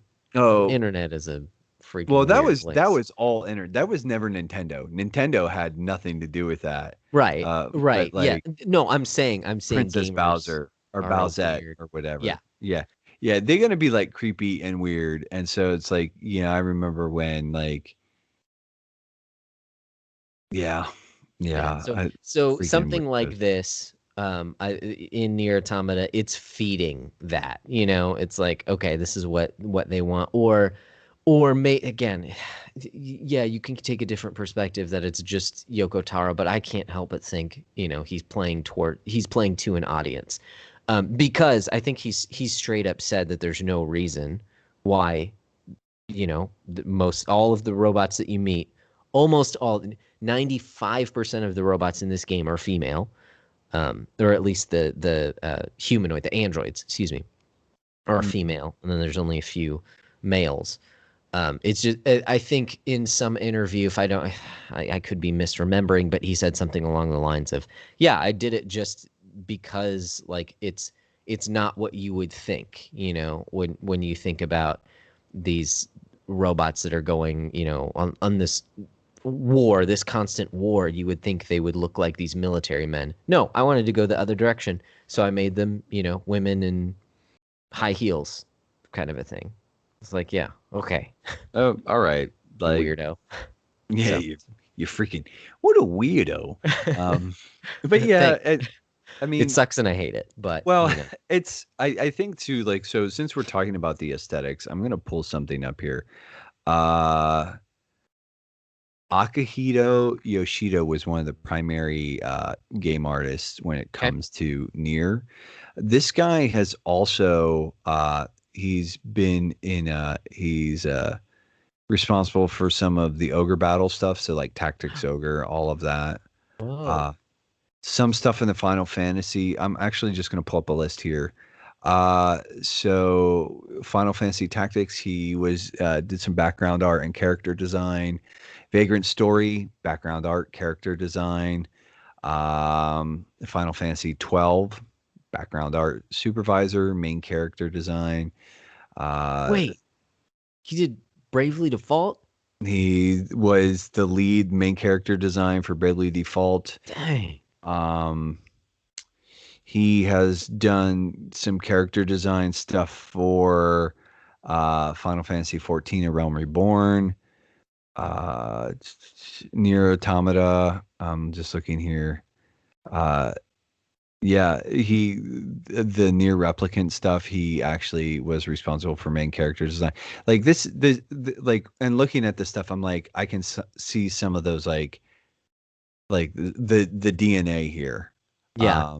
where, yeah, so it's definitely, I wasn't, it was not like something where I was like, oh, this is a huge surprise when like and when you look at actual illustrations and concept art and stuff, I'm like, oh yeah, like this is like you've seen this guy's work. Uh, Yes. I Yeah. always the two in particular that when I was sort of looking at the sort of the concept design, the concept work, and the sketches and stuff like that, I actually thought Vagrant Story and Final Fantasy 12, Yeah. and he was a big part of both of those. I mean, and again, The too, look like, of Evilise, yeah, basically. the whole Evilly stuff, and so I did, like, he was not the only artist, but he was one of the lead artists on this, and I think in a lot of ways his aesthetic is one of the most pronounced. Um, Yeah. Yeah. I see so it now. I see it. yeah, yeah, it's like once it was sort of like I was like, oh, this kind of stuff that reminds me of like Vagrant Story a little bit without Ashley Wright's giant sort of boomerang Mm. cowlick bang thing. Yeah. Um, but yeah, so it was very. I was like, I was pretty interested, and that was just something of note because I think like Yeah. this game, like the actual game itself, like, the city, the ruined city that you sort of exist in that environment. As you know what, and two, just sort of talking about it is like the more that you play that game and the more you sort of unpack and like the different sort of like like at first blush the game seems like there isn't a ton going on, but the more you sort of dig around in there, there's a lot more in that environment Mhm.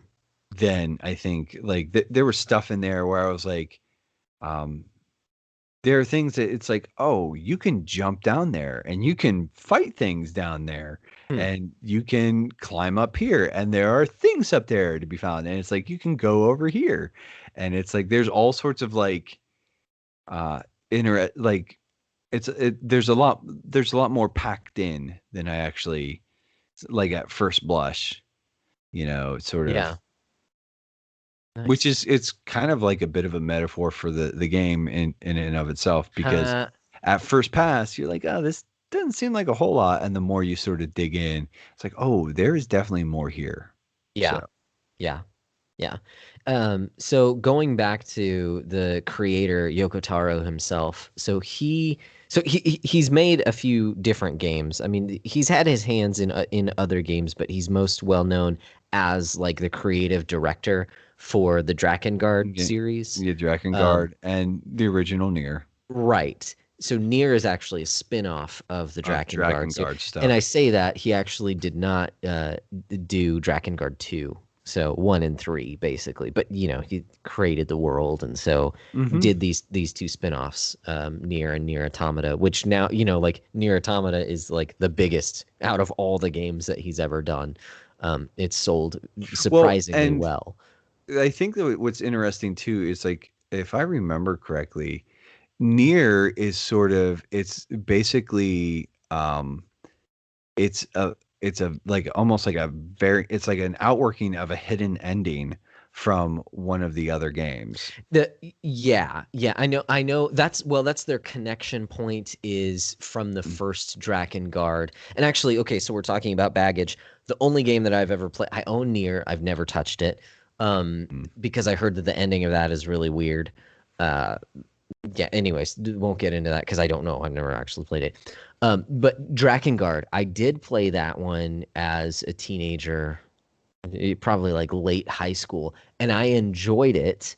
I didn't play very much of it. I played the first handful of levels and I had fun with it. It's a Muso type game, so Dynasty Warriors type thing where you're just killing a bunch of people. You have a dragon and you can, like destroy tons and tons of people. But the whole thought behind that game that Yoko Taro has talked about is that these types of games are really popular. The games that you go and just kill hordes of people, and how you're scored based on how many people you kill. That you do better the more people you kill. And he's like, that's actually a horrifying thought. So I'm going to make one of these games, and everyone is just going to be completely psycho and they're all going to be horrible people because they're murdering hundreds of people on the Hmm. battlefield. And so like this whole game is to make you feel bad about it because all the characters are horrible people. Um I didn't get that far in the game. Apparently, it's really repetitive, and you have to kind of do stuff over and over again in order to get it. In order to get the best ending of the game, and the best ending of the game is this weird like multiverse craziness going into like modern day and transporting a dude and a dragon and a lady who's And like there's 20 stories tall aliens and and just yeah, magic flowers and giant babies and that's right. Yeah. All kinds of super insanity. duper weird. Like I've Yes. watched the ending, and I Hmm. have no. It's like one of those things where I have little to no context Hmm. uh, about these games. Yeah. Like Yeah. I sort of like the same thing as like my sort of any experience with Drakengard is like I think I played some of it and I was like, oh, this is kind of cool, and then it was Hmm. like the first one or maybe the third one. It is maybe it's like I don't know, it's one of them, Hmm. and it's like it's one of those things where I'm like interested in it, and especially retroactively, like now that I've played a little bit, like I bought Nier when it came out because I was like, this just looks weird, and I played it for a while, probably 20 to 30 hours in, and then I was just Oh like, wow.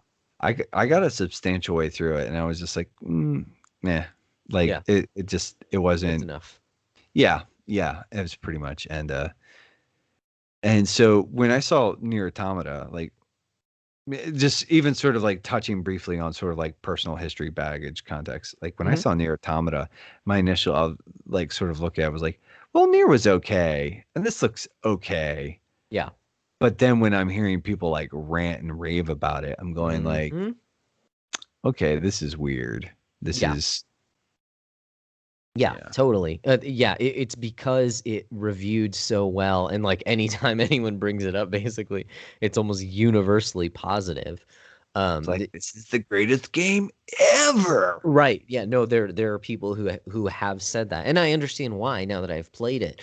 But even I had heard about it well before I got my hands on a PS4, and so it was on my short list of games of like, yeah, this is a reason to Yeah. get a PS4. Along with Bloodborne and Persona 5. Like, I really want to play Nier Automata. I know it's one of the best that on the system, and so I wanted to check it out just for that. I didn't necessarily have to have context. Of course, I look into these things online as spoiler free ish as possible. But then when I heard more about when I really started looking into like Drakengard and the things that you have to do, it is very, very repetitive if you want to get that best ending and that best. It's very difficult as well. And so I'm like, nope, not interested. Well, Don't and I don't think want to some actually of do that that. too sort of shows up though in like the weapon leveling. I don't know Okay. how many Okay. weapons you like leveled all the way up or whatever, but I leveled all of them up, and that Oh was my goodness. super grindy. And actually, the only way to unlock a certain side quest is by leveling up all the weapons to max level. And Wait, all the weapons? What do you mean by all the weapons? all the weapons, All the like weapons? all the What? all the fist weapons, all the swords, all the long swords, all the spears, all the weapons. Not the Wow. pods, You're a just the madman. weapons. I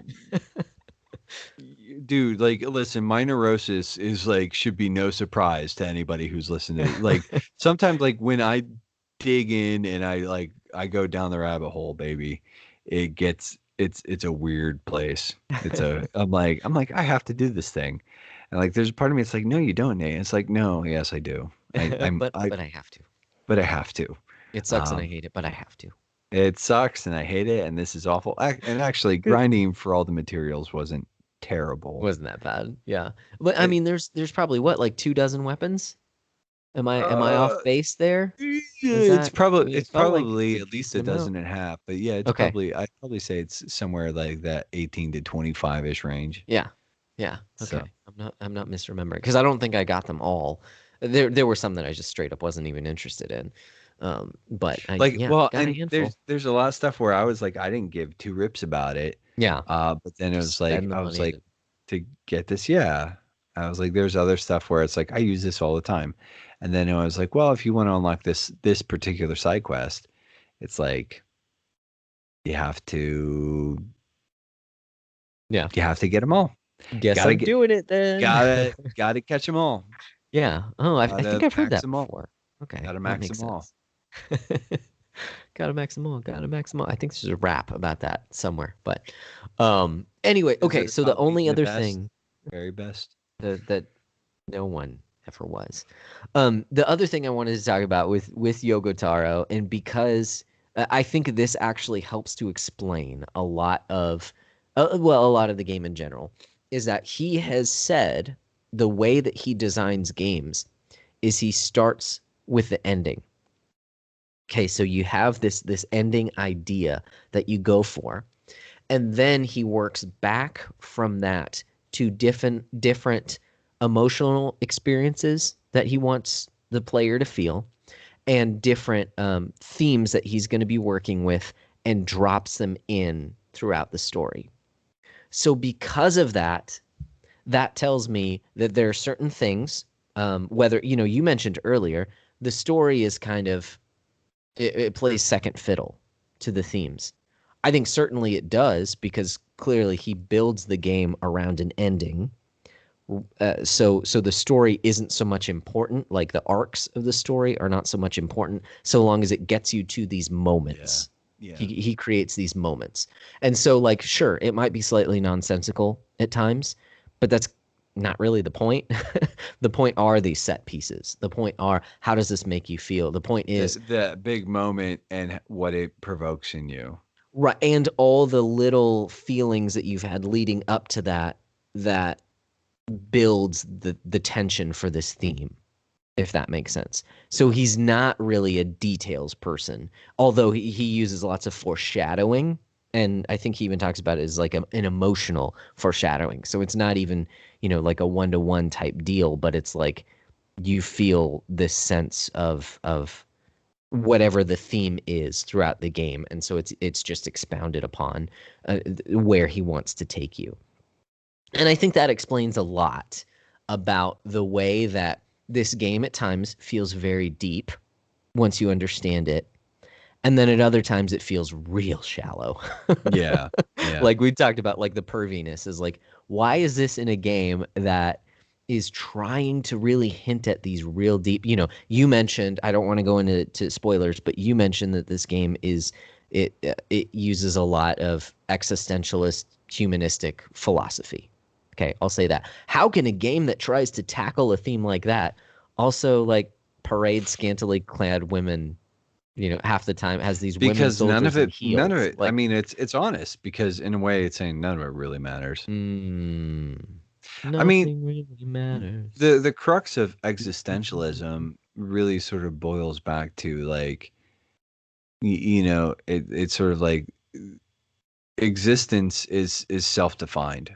Like Hmm. the meaning of Right. life is self-defined, is self-driven, is self, you know, your purpose is like anyways. That I mean that's sort of like a bit of a snapshot, sort of like quick summary of what existentialism, like the core argument or thesis of existentialism is. Hmm. So I am therefore dot dot dot. yeah. No. So, Yeah, I mean, just to sort of like I was doing some reading and sort of prepping for this a little bit, and mm, Jean-Paul Sartre basically at one point in time said uh, existentialism is a humanist or a humanism, and he's saying like existentialism is only sort of uh, I mean, I could probably just go back and like look it up and read it, but he's mm, basically saying like existentialism is sort of is a logical conclusion of some of the outworkings of the humanist perspective. hmm. Interesting. Okay. Yeah, and there will be again. I hate to continue to do this, but I'm gonna have to because it gets into spoiler territory. There's gonna be a lot more of talk on these things in 2 weeks when we do open up the floodgates of spoilers and we talk about the story and yeah, kind of the theming. But just to whet your appetite, this game does go into some philosophical themes that I don't think it's too much of a spoiler. And if you've been following the podcast, I've talked about this in when I was playing the game, in saying that it doesn't really open up and reveal itself until like the end of the game. Yeah. Um, so a lot of the time it feels like it's stringing you along and crazy stuff is happening and things out of left field are like you're trying to follow the main narrative and it's like no, all these other side things you're getting tossed Yeah. around into these different places, which again to me makes more sense now that I understand how Taro works. Um, because it's not so much about this main, well, it's about the through lines. It's not about the plot itself. Although I would say they are compelling enough for a video game for sure.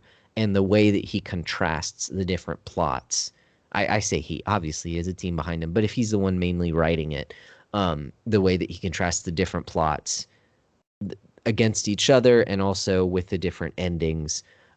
So if you take each ending as a different, like plot line, like it's kind of cool the way that he does it.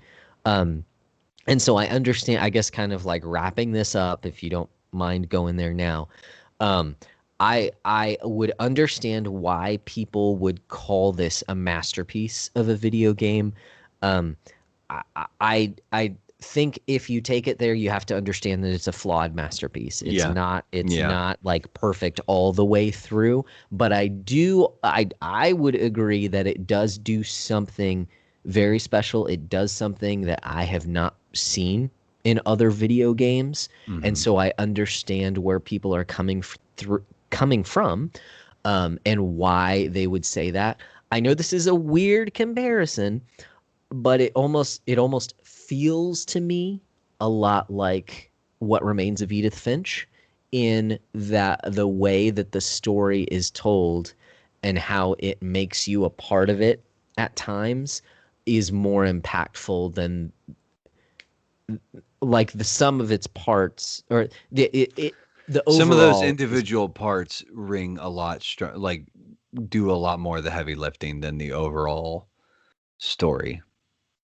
Is that what is I would say actually the other way around. Like uh, what the game is trying to do, kind of the main thing, is what makes it so strong. Where mm, some of the okay? parts of it like Yeah, are not perfect.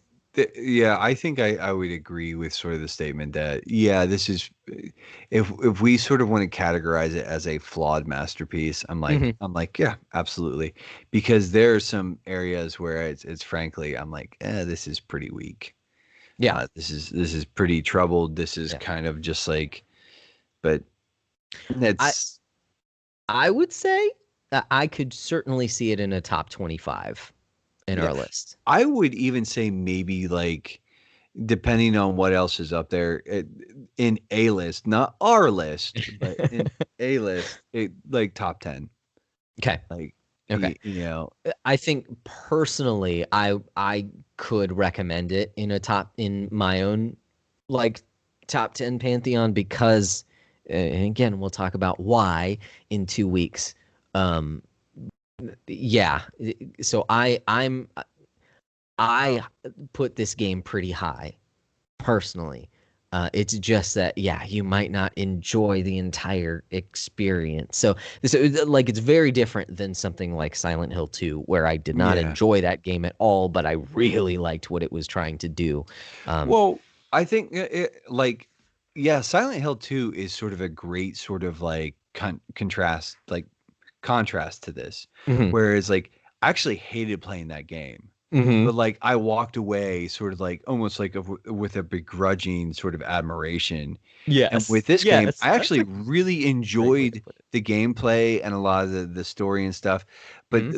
like it's sort of like at the end of it, it sort of felt diminished when it was all said and done because it Interesting. was like it felt like it should have hit a lot harder than it actually did. Yeah, I And got I you. don't know how much of that is like there are some like gameplay weakness. Like oh overall, like listen, just like sort of like my sort of like I would recommend people play this. I think Mhm. it's at least give the do the like the first playthrough.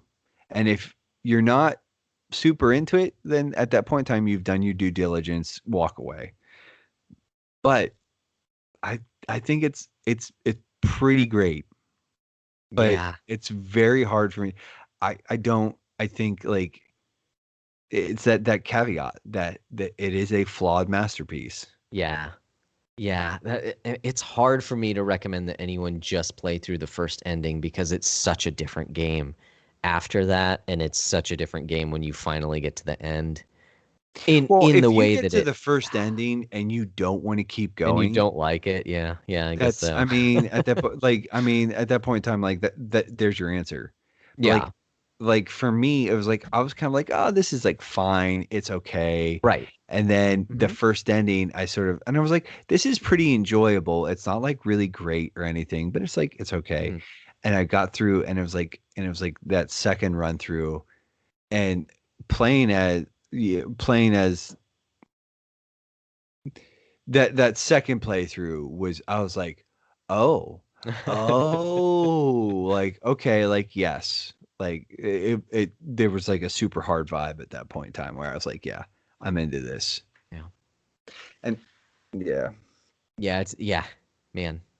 Um, cuz I it can't say too much without spoiling things. So, right, right, exactly, exactly. And it will get talked about in probably a much beefier episode than this one. But I think that's a good place. Well, actually, I'm sorry. I think there's one more thing, and because we're kind of short on time already, I don't want to beat it into the ground. But I'd be remiss if I didn't at least bring up the fact that the soundtrack to this game is absolutely fantastic. oh, yeah, yeah. I Um, actually had a note where I wanted to talk a little bit about this. The soundtrack of this game, phenomenal. yeah. It that weird like world music, Hmm. pop, synth, rock, orchestral. There's it's so. just like dripping with atmosphere. Yes. Like Yeah. And every track, just yeah. emotional content as well. Like you feel it conveys a sense of where you are because you're on this, largely barren earth. And so even the first track that plays when you get out there, that's kind of like it's big and almost sort of empty sounding, and the song that like the song that's being sung has this sense of like longing with it that's just, oh man, Oh it yeah, it dude. makes it hit The home even sort of more. the melancholic sort of Yes. Yes. um the just almost eerie vocals. Like Mm-hmm. it's like I had actually pulled up. I'm just gonna briefly touch on this, and because yeah, I thought that that was pretty pretty. The one in particular that I'm looking at is a Keiichi Okabe. Okay. Was I think he was sort of like and again I think there were other people who also, just to sort of real quick, and just to the other artists, on visuals, Yu Nagai and Toshiyuki Idahana were the other two sort of credited artists. Um, but then as far as like composers go, Keiichi Okabe is like he's at the top of the list here, and then but he did collaborate with uh, Kaigo or Keigo Hoashi and Kuniyuki Takahashi. So, but Keiichi Okabe, just he is been the composer on Dragon Guard, for well, Dragon Guard 3 near Automata. Just sort of looking up some of his stuff. He just some of the things that he's been credited on: Tekken 2, Tekken 3. Um, that people might, uh, a bunch of the Tekken games. Valkyrie Hmm. Profile Lenneth, he was did some sound effects for that. Um, Interesting. Beautiful Katamari, he's credited with the track "Boyfriend a Go Go." Um, he's got some tracks on Taiko no Tatsujin Nice. 12, and 11. Near obviously Ridge Racer 3D. Uh, d- d- d- d- uh, Super Smash Brothers for Nintendo 3DS and Wii U. Mhm. He has some tracks there. So I'm just 15, Final Fantasy 15, uh, Smash Brothers Ultimate, Soul Calibur 6. So the Wonderful 101 remastered, he did some Hmm. arrangements in there. And yeah, so I mean, that's just video game stuff. He's written some music for just a bunch of different anime. So he's uh he's he's sort of done a lot of music production and composition, Hmm. and he's just sort of very much in there. So I'm just kind of like uh looking here. But yeah, so he's one of the sort of the creative leads there. And Hmm. oh boy, that soundtrack. It's it's a banger. Yeah. Yeah. It's a It's banger. really good. And it definitely like it is good music on itself for Yeah. sure, but I in the mean, context of the game is where it really comes alive. Like it, yeah. you have these different soundtracks for each of the different areas, and so I think of like Pascal's Village as well, and just the way that it incorporates like children's voices Yeah. in like almost an eerie kind of way. To my Western ears, it sounds a little eerie, and so you're always kind of Little like creepy, a slightly little off. on edge. Yeah, yeah, exactly. It's Like, just sort of a should I little trust this place or is it? I don't know. everything just sort of it's the entire soundtrack is I bought the album, the soundtrack Okay, album, because it's like I awesome. enjoy it so much. But it's like it is a little disconcerting, little Yes. sort of like just kind of leaves you going, "Ugh," like almost like but it's also nostalgic and Hmm. melancholic. It's like it's weird that music is like, and I think it's Yeah. just due to the nature of like it sort of just taps into so many different things that Hmm. it sounds like I know I've sort of heard this before, but I don't know where. And it's like, Yeah. well, it's because it sort of taps into a bunch of different stuff. So Yeah. For sure. Well, that is our thoughts on, I guess, the baggage that we come with when we it came just to Near Automata. it's a And strong recommendation. yeah. Like this is a should play, bordering on must play. Hmm. This is a great game. It's got some serious drawbacks, but like, boy howdy, it is it is neat. It is Yeah. like it is there's some things like I said like yeah, without yeah, if you want to hear some more thoughts on that, folks, you're just gonna have to tune back in here in a couple weeks. Yes, So yes, and there will be discussion.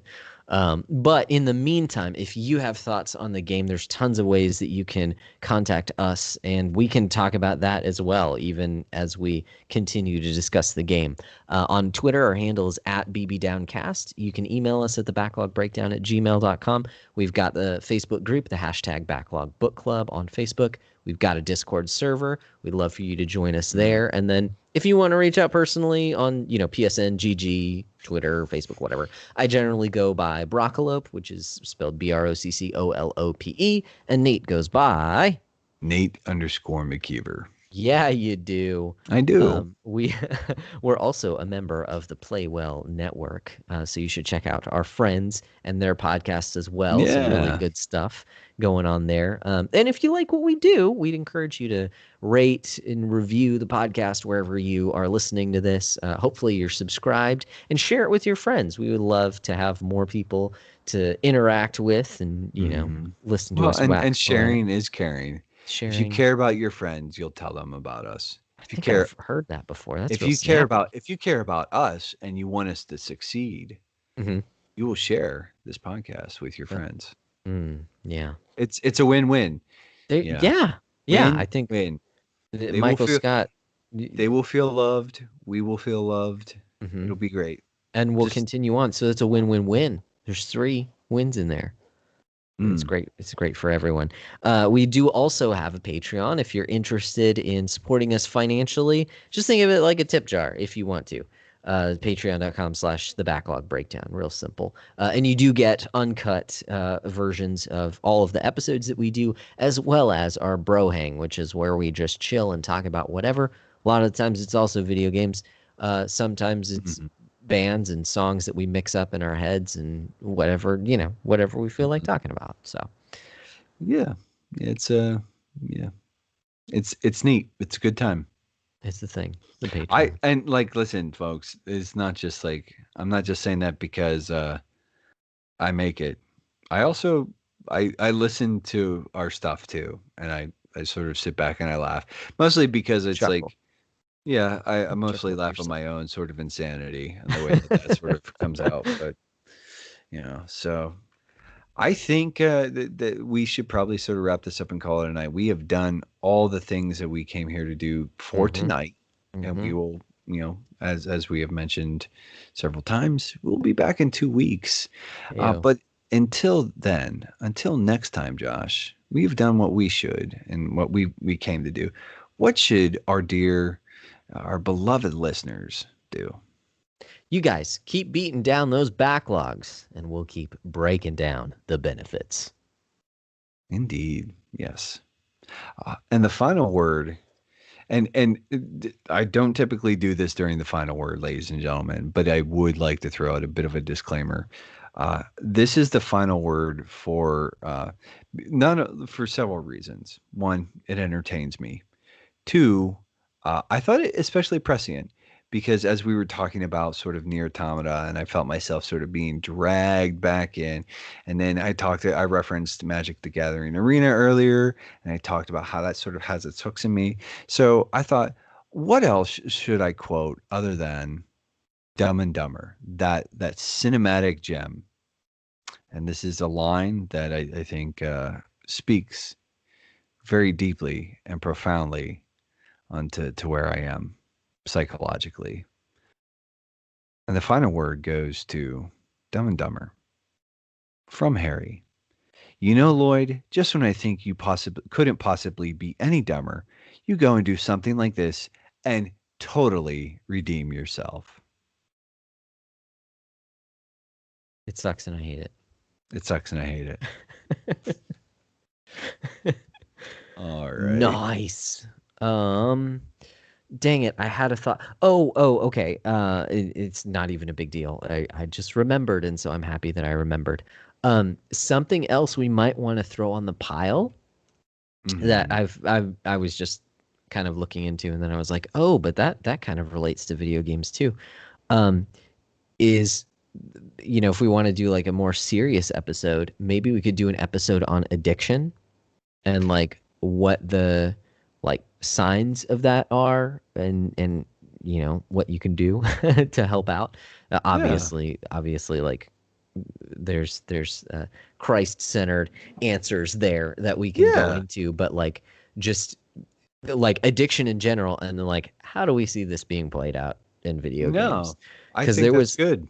there was like this checklist that I was listening to of like how to know that you're addicted to something if you answer like more yes to more than two of these things, and there were only like 7 questions, and I was like, that could definitely be said for video games in different contexts. So I don't know, Yeah. just an idea. No, I'm Yeah, I'm I'm down for it. I'm in for it. Like I dig it. But noise. I'm going to sort of wrap this up. I'll do the export and ship out sort of thing, and I And then will. sleep. Yeah, I'm gonna like Go to go bed. crash for about 5-ish hours. So, Yes, yes. Suck up all of that sweet, sweet dreaming. dude, I Sleep. had just I know I said I'm gonna get off. I had a really terrible dream last night, and I didn't Oh, tell Megan about it. So you guys are oh, hearing about it first. oh shoot. In the dream, she left me. She was divorcing me, Okay. and she wouldn't talk to me, and she wouldn't tell me why. Oh, And I was like trying to just like talk to her, and finally there was this confrontation. In the midst of our confrontation, my dogs got lost, and I freaked out. Like it was like a nightmare because it's like all these like bad things that I was like hunting down my dogs, but at the same time I'm trying to like talk to my wife and saying like, why are you doing? And I remember I woke up from it just like sort of just being like, it's like that, like I remember the dream very vividly, and I was yeah, like, I did not like this. I was like, this, that's bad. Like there's a yeah, whole lot of like stuff going on in there, and that I did not like. And it was like part of the badness too is like there were other people who were like, you need to stay away from her, she doesn't want to talk to you. And I'm like, and at one point in time I looked at somebody, I was like, she owes me an explanation. I said she just bounced, like, kind of like it's like. yeah, And it was like, she doesn't want to talk to you. And I was like, what did I do? And she's like, it was kind of like that. Well, if you don't know what you did, and it was like kind of like, I was like, oh, like just, man, just goes to yeah. show my head's a really weird place, people. Yeah, those I think honestly like those relational dreams are the worst because they have the most like resonance after you wake up, even if they're like totally insane, even if it's like no, that person would never act like that. It's like it just feels so real, whereas like you could have a really scary dream of otherworldly horror going on in your dream, but once you wake up it's like you're freaked out, but it's like okay, I'm in the real world. Oh, that wasn't real. Okay, great. Whereas like relational stuff, like It's that like there's stuff can like mess with you and for a when while. when you wake up into it and you sort of like carry that with you, Yeah. yeah, dude. It was like Yeah. I was like I woke up for a little bit and I was like completely discombobulated. Like Right. like because it's like it feels very like it's also like lucid. Like Hmm. and so like you wake up into it and your brain's still like like mild panic mode. Yeah. Like it's still sort of like going. Yeah, Crazy. it was unpleasant. It was Crazy. unpleasant. Well, hopefully that doesn't happen tonight while you get yourself those 5 hours, man. The sweet 5 hours. So, all right, buddy. I'll catch up with you here shortly. But yeah, we need to put. I think that addiction, put that on the dock. Look, here, let's just sort of like map this out real quick. Okay. After we finish this up, as soon as I find my uh okay.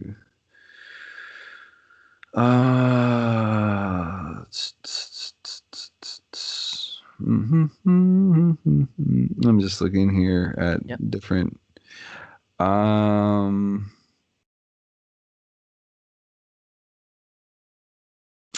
we have done most of what I have written down, Okay. like as far as just like general ideas. I think that sort of talking about like addiction and how it sort of just I think maybe the psychology behind addiction versus the biology.